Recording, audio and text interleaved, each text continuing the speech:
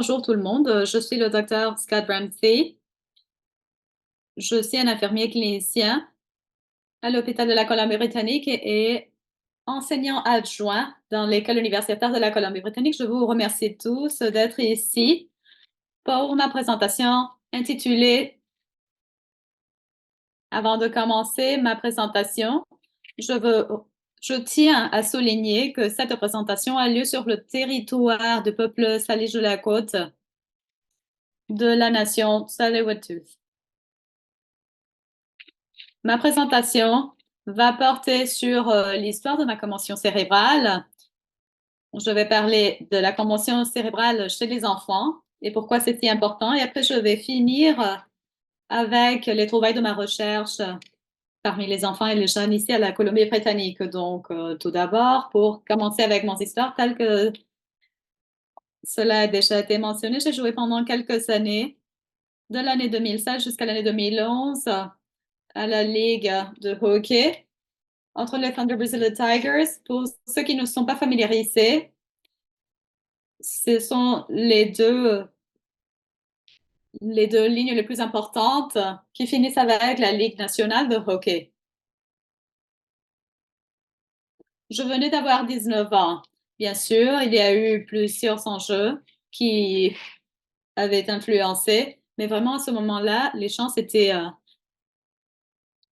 très importantes pour moi à ce moment-là. Malheureusement, j'ai eu 3 commotions cérébrales pendant le cours de 13 mois. On a approuvé mon retour 2 fois, même quand j'avais toujours des symptômes. Vraiment, les symptômes après la commotion cérébrale étaient l'enfer pour moi pendant 9 mois. J'ai dû prendre ma retraite. Je me souviens spécifiquement me trouver dans la salle d'urgence à l'hôpital général de Vancouver avec un mot de tête si terrible qu'une docteure est venue et elle m'a dit vraiment, je suis désolée, mais il n'y a rien que je puisse faire pour toi. Finalement, à l'âge de 19 ans, j'ai pris la décision de prendre la retraite du domaine du hockey et du sport en général, en fait.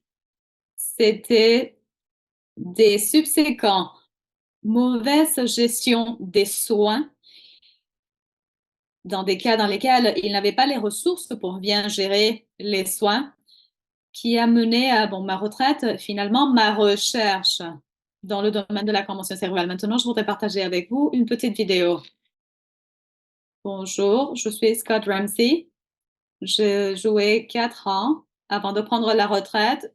Aujourd'hui, je suis un infirmier praticien à l'hôpital de la Colombie-Britannique. J'ai souffert 9 commotions en 13 mois. Ça venait de différents aspects du jeu. La première, c'était pendant un jeu. J'ai tombé et les genoux d'un autre joueur ont frappé le derrière de ma tête. La suivante, c'était pendant en fait, une petite bataille qu'on a eue. Et j'ai tombé sur ma tête sans porter un casque. Et la dernière, c'était assez simple, hein. Je ne faisais pas attention, c'était un accident. Je suis tombée avec ma tête et j'ai continué à jouer même pendant le reste du jeu. Mais au fur et à mesure que je continuais, le maux de tête empirait. Après le jeu, un de mes camarades s'est levé près de moi. Il m'a dit que je n'avais pas l'air bien. Il m'a demandé s'il avait quelque chose qui n'allait pas chez moi. Il a parlé avec l'entraîneur. Il m'a dit, tu dois parler avec l'entraîneur. J'ai suivi son conseil. J'ai rapporté cela à l'entraîneur. J'ai reçu une évaluation et j'ai fini par recevoir le diagnostic de commotion cérébrale. C'était la 9e en 13 mois. C'était ce docteur-là, ce docteur qui m'a vu, qui m'a donné le conseil de ne plus jouer, de réfléchir à quelles étaient les autres choses que je voulais faire avec ma vie. J'avais souffert tellement de commotion cérébrale dans une période de temps si brève. À ce moment-là, il ne savait vraiment pas quels étaient les effets secondaires des commotions cérébrales. La situation aujourd'hui est bien différente. Cependant, elle continue à être développée, ça continue en évolution. Je réfléchis à ma vie pendant le hockey. À ce moment-là, après avoir pris ma retraite, j'ai eu des symptômes post-commotion cérébrale. La chose la plus significative que j'ai expérimentée pendant cette période de prendre un peu de recul du hockey, c'était une récupération de la santé mentale. À un moment donné, ma mère m'a dit, si tu n'étais pas mon fils, je ne saurais vraiment pas qui tu es. J'avais des changements d'humeur, j'étais déprimée, je restais assise toute la journée, je voulais parler à personne. Je pense pas que tout le monde le sache. Il y a de la désinformation par rapport aux symptômes qui proviennent des commotions cérébrales. Les symptômes physiques, on peut les voir plus clairement, mais bien évidemment, il y a des symptômes qui appartiennent à la santé mentale qui ne sont pas clairs, si clairs que les symptômes physiques. C'est pour cela que je trouve que c'est important de parler avec les gens.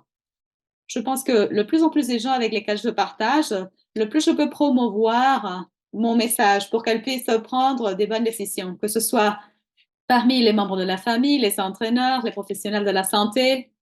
Le plus je parle avec les gens, le plus je me rends compte de ce que m'est arrivé à moi n'était pas correct. Je réfléchis par rapport à moi, à ma propre santé, parce que finalement, on peut arriver à la conclusion de qu'il y a plus par rapport à la vie que le sport. Voilà, ce vidéo a fait partie de l'entraînement pour la promotion de la convention cérébrale. Ça fait partie d'un projet d'une présentatrice qui va parler plus tard dans cet après-midi. Je vous encourage à suivre sa présentation. Quand je regarde la vidéo, je pense comment c'était important, la présence de mes parents, de mes amis, des gens qui vraiment s'intéressaient à moi. Ils m'ont aidé à vraiment à traverser toute cette étape. Des symptômes qui suivaient la commotion cérébrale. Après prendre ma retraite dans l'année 2011, j'ai commencé mon chemin en éducation. Je suis devenue un infirmier praticien, tel que je l'ai mentionné. Je travaille dans un centre de soins neurologiques. Et je suis professeur adjoint à l'école d'infirmerie à l'Université de la Colombie-Britannique. Maintenant, je vais passer à la diapo des soins de la commotion cérébrale chez les enfants. Une commotion cérébrale est un type de lésion cérébrale traumatique induite par des forces externes. Une altération des fonctions cérébrales, c'est le résultat. Cela peut inclure un coup d'un objet donné par un objet contondant. L'exemple que je peux vous donner pour illustrer la différence, c'est vraiment tomber d'une telle façon. Un enfant qui tombe d'un arbre, un enfant qui tombe pendant un jeu, cela peut avoir comme résultat des commotions cérébrales. 46 000 cas de commotion cérébrale pédiatrique ont été diagnostiqués au Canada dans l'année 2016-2017. Mais ce ne sont pas tous les cas, ceux qui sont informés. Ce sont des problèmes très significatifs pour les enfants et pour les jeunes, avec des conséquences sur la santé à long terme très sérieusement potentielles.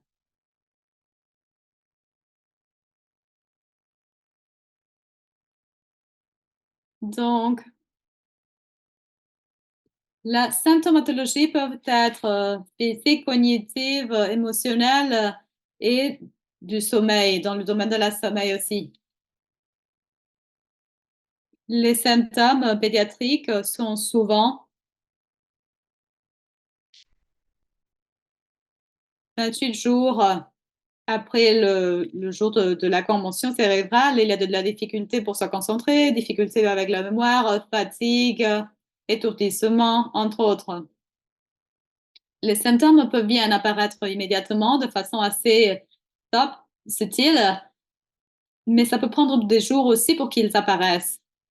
C'est pour cette raison qu'il vaut la peine d'évaluer la fonction, l'équilibre, l'historique des symptômes précédents.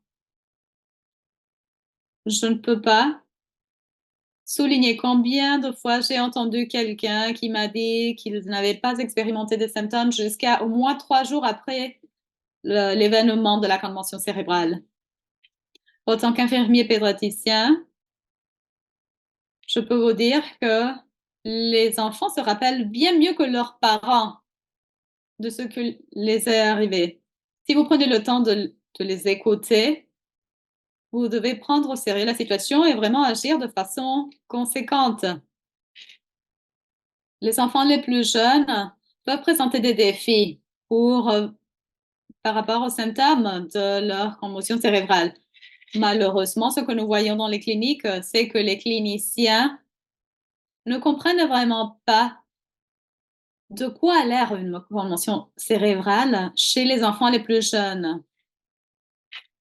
Pour finir avec les symptômes, je peux vous dire que les commotions cérébrales chez les enfants durent plus longtemps qu'on ne le pense.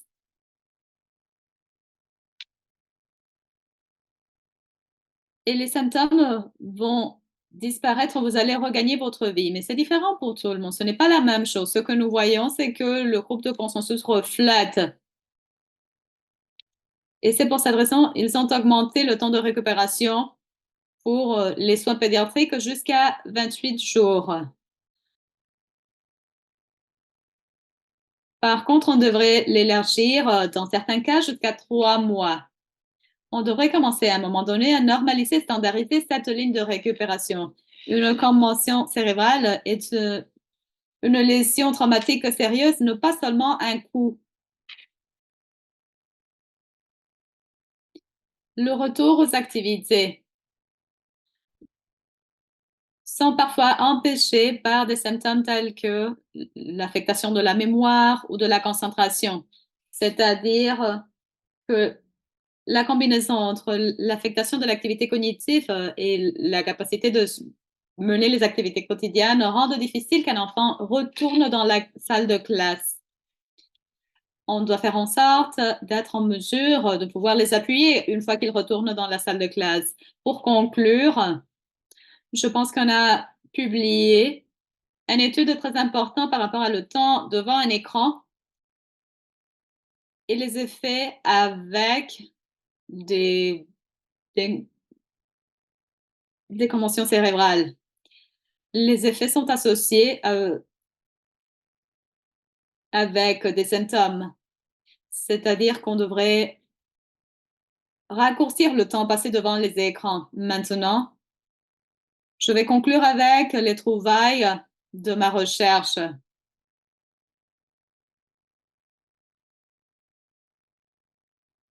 Ça vient de mon expérience en tant qu'athlète de haut niveau, de survivant d'une commotion cérébrale et d'infirmier praticien. C'est la combinaison de ces expériences individuelles qui m'ont donné le point de vue exhaustif que j'ai maintenant. Donc, je dois partager cette clause de non-responsabilité avant de présenter ma recherche. L'accès aux données fournies par les gestionnaires des données est soumis à l'approbation, mais peut être demandé pour des objets de recherche pour l'intermédiaire des gestionnaires de données ou de leurs fournisseurs de services désignés. Toutes les déductions, opinions et conclusions tirées de cette présentation sont celles de l'auteur et ne reflètent pas les opinions ou les politiques des gestionnaires de données. Je pense que c'est important de souligner qu'on doit tenir des visites de suivi pour la réévaluation et la prise en charge et l'éducation. Ce point de vue a été guidé par ma pratique et le suivi fait pendant les mois subséquents au diagnostic. Les lignes créées par l'Organisation de trauma de l'Ontario a établi des lignes directives qui établissent une période de 4 semaines pour le suivi. Et cela sert comme modèle pour améliorer les soins. Donc, la première publication qui venait de la présentation doctorale, c'était l'association des symptômes parmi la population chez les enfants, en fait.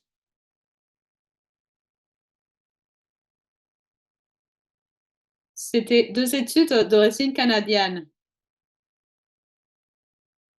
La limitation des visites, de suivi après la commotion cérébrale pouvait bien être le résultat des études qui ne contemplaient pas les visites de suivi dans leur champ d'application. Cette étude porte aussi sur l'âge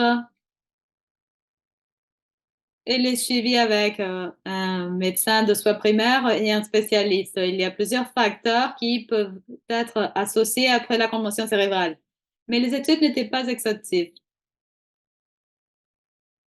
La deuxième publication qui vient de sortir, c'est l'abstract des trouvailles qui établissent combien des enfants et des jeunes à la Colombie-Britannique reçoivent les soins appropriés et les facteurs associés avec le fait que la première visite soit opportune. J'ai trouvé plus de 22 000 enfants et jeunes entre les âges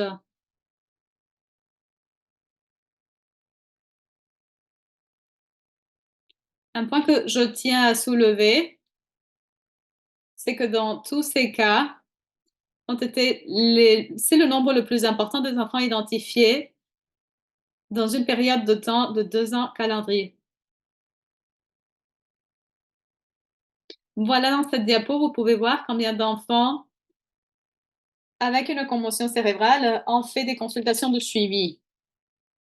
19% ont reçu la visite de suivi de façon opportune. Il y a un pourcentage mineur qui n'a pas reçu la visite de suivi que de façon retardée, mais un pourcentage bien plus élevé qui n'a pas fait un suivi du tout. L'objectif de la deuxième recherche a été de retrouver les facteurs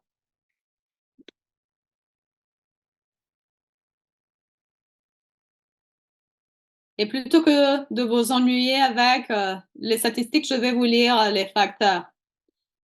C'était la jeunesse, habiter dans une région rurale, le statut socio-économique et avoir accès à un médecin généraliste ou un médecin d'urgence.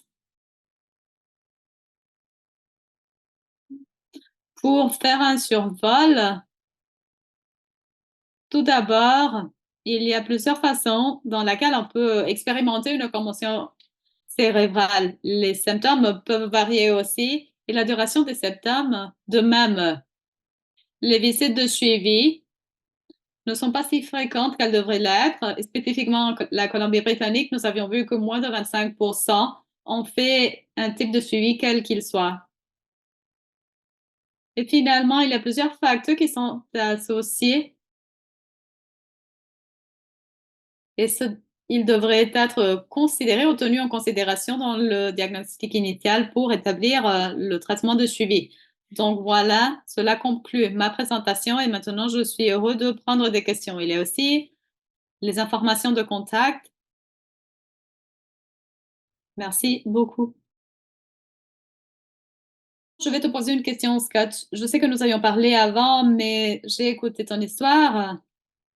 Je pense que tu es, bon, tu étais un homme jeune, tu vivais ton rêve, tu jouais au hockey, tu avais l'appui de ta famille et de ton réseau de personnes, mais donc, qu'est-ce qui t'a amené à prendre ta retraite? Réponse telle que je l'ai mentionné dans la vidéo. C'était un médecin avec lequel j'ai parlé. Il m'a fait réfléchir. Voilà le début de processus de prendre la retraite. Je pense qu'avant ce docteur, j'avais vu déjà 10 médecins. 5 m'avaient dit que je devais prendre ma retraite. Les autres 5 m'avaient dit que bon, il ne valait pas la peine de prendre la retraite encore. Donc, vraiment, ce qui m'a fait prendre la décision, c'était que quelqu'un qui était un professeur à l'université où moi je faisais mes études, il a présenté tous les preuves, tous les facteurs, avoir eu un tel nombre de commotions cérébrales pendant une période de temps si courte Non, vraiment, j'avais joué 4 ans au hockey, j'avais eu ma bourse universitaire, je pouvais avoir mon éducation, j'avais toute ma vie devant moi. Mais vraiment, si je voulais améliorer en matière de santé, je vais prendre soin de ma santé en tenant tous ces facteurs en considération. Vraiment, je peux vous dire, ça n'a pas été facile de prendre cette décision à ce moment-là. Je devais quitter mon premier amour, quelque chose que j'avais fait pendant presque 20 ans. De plus en plus on entend des histoires telles, on évalue les choses auxquelles les gens doivent faire face. Bon, les décisions ne sont pas faciles, mais ça aide à les prendre. Nous avons quelques questions. Je veux vous remercier pour pour votre présentation. Quel est le point de contact le plus approprié pour les commotions cérébrales? Pour augmenter l'efficacité générale, quelle est la recommandation? Le premier point de contact. Réponse. Il y a 2 aspects. La première, toutes les alarmes, que ça soit une commotion, les pupilles dilatées. S'il y a des signaux d'alarme, vomir, tout cela indique qu'on doit s'y rendre à la salle d'urgence. Si les symptômes ne sont pas si graves, par exemple, si vous avez des maux de tête, de l'étourdissement, vous pouvez le tolérer, mais prendre un rendez-vous pour voir un médecin généraliste ou un pédiatricien. Donc voilà, un autre bon début pour le diagnostic. Autant qu'infirmier, je vous dis,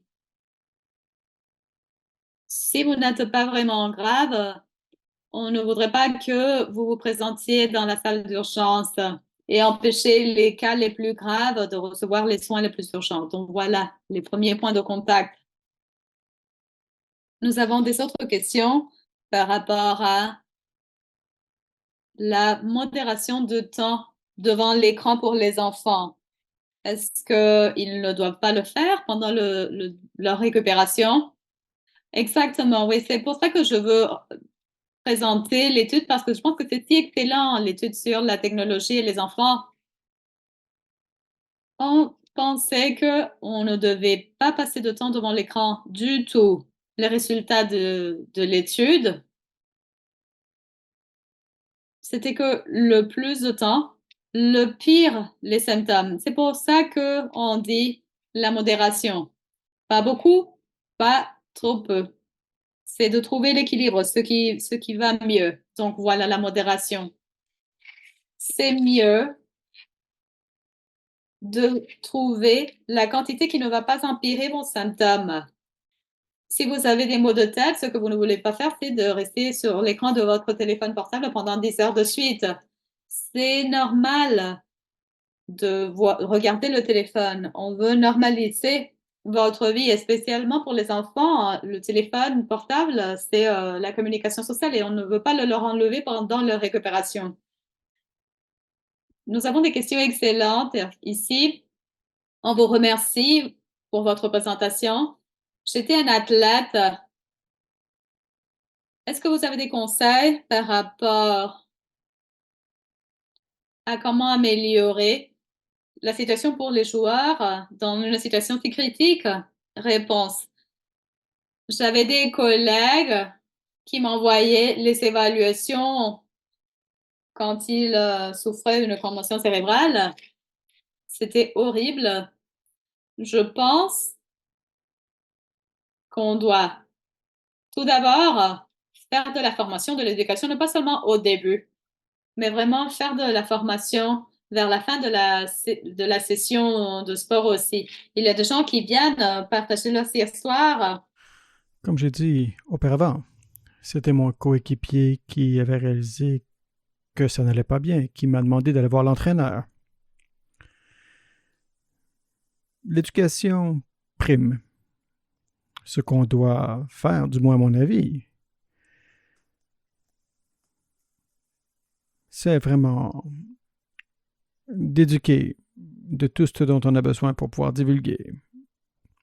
pour aider à prévenir les commotions cérébrales dans le monde du hockey. Quelque chose de rapide pour vous. Est-ce que vous recommandez cela pour les enfants? Parachute a des recommandations qui sont spécifiques pour les enfants. Je vous propose d'aller les lire. Oui, d'accord. On a encore un peu de temps pour une question ou deux. Croyez-vous que vos recherches seront utilisées dans la gestion des commotions cérébrales auprès des enfants? Il semble qu'il y ait des recommandations pour faire le plus de suivi. Comment est-ce qu'on va en parler? Oui, je suis tout à fait d'accord. Bon, j'ai pas tout à fait terminé ma maîtrise, mais je me suis rendu compte quand j'ai travaillé dans les salles d'urgence, c'est qu'ils n'utilisent pas les mêmes guides et les mêmes protocoles. Une personne pourrait dire une chose différente d'une autre.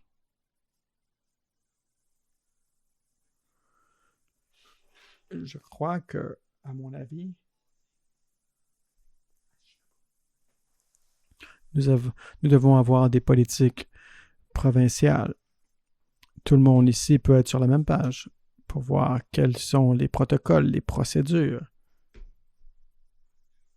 Lorsqu'on doit diagnostiquer quelqu'un qui a souffert d'une commotion cérébrale, nous devons le référer. Nous devons aussi s'assurer qu'il y a des soins spécialisés. Bon, une autre question de l'hôpital pour enfants de la Colombie-Britannique.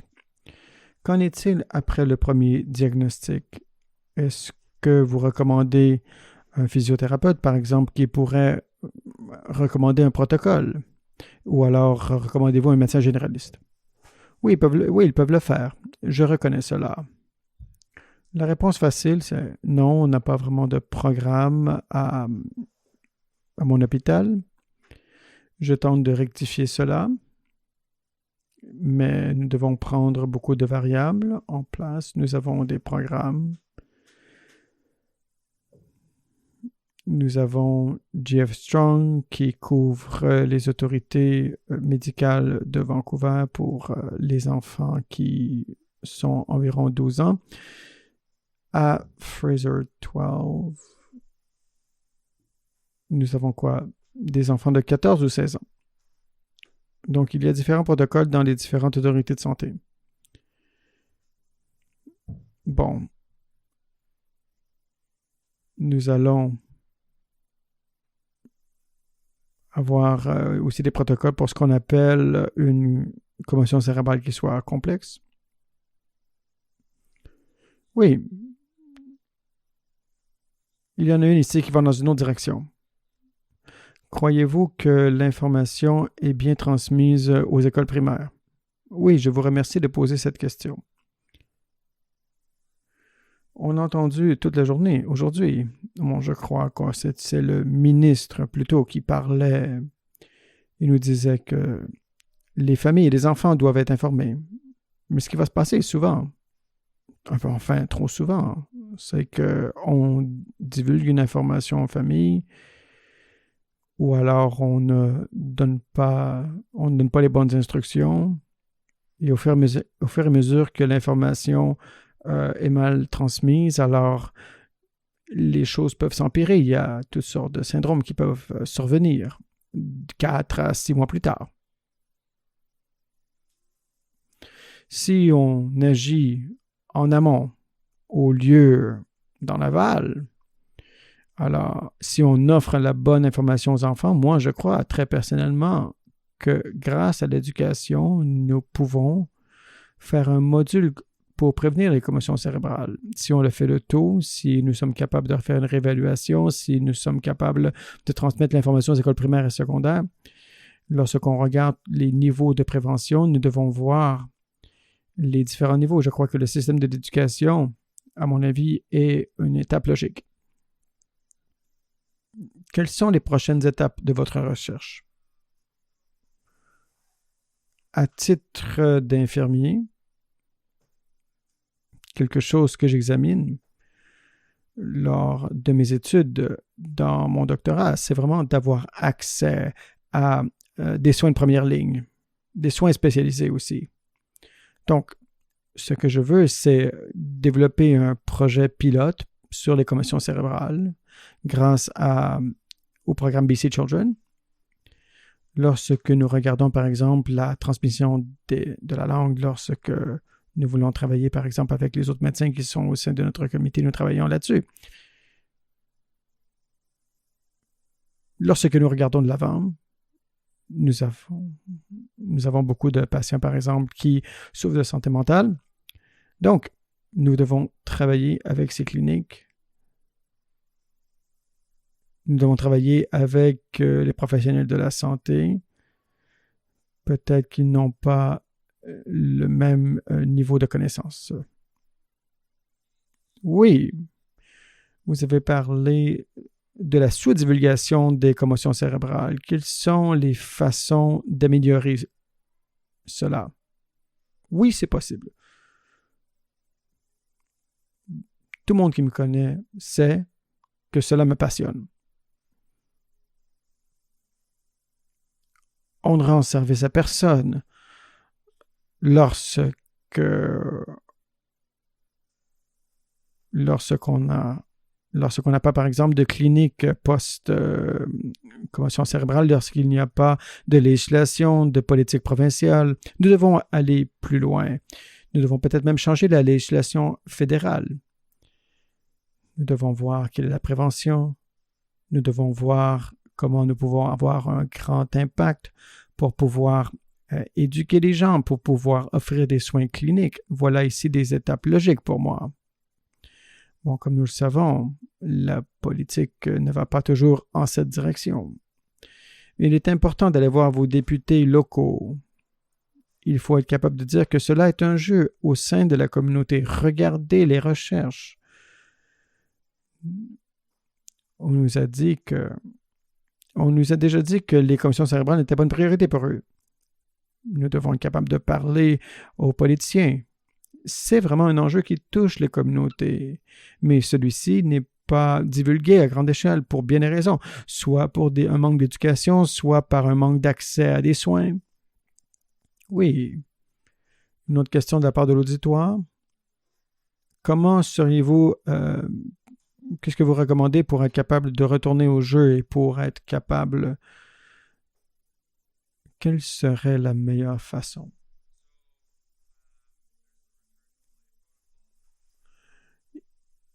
Il y a toutes les étapes à suivre. J'enseigne à U-Hockey depuis une dizaine d'années. Je travaille aussi à BC Hockey. BC Hockey a une suite de protocoles à suivre. Il y a aussi des tests neurologiques. Il y a aussi tout un protocole pour le retour au jeu qui existe. On touche 3 points et il y a des protocoles pour être capable de renvoyer quelqu'un au jeu. Oui, je vous remercie. Nous en avons appris beaucoup aujourd'hui. Maintenant, je vais laisser la parole à l'équipe CIRT au studio à Ottawa. Merci beaucoup. Merci, au revoir.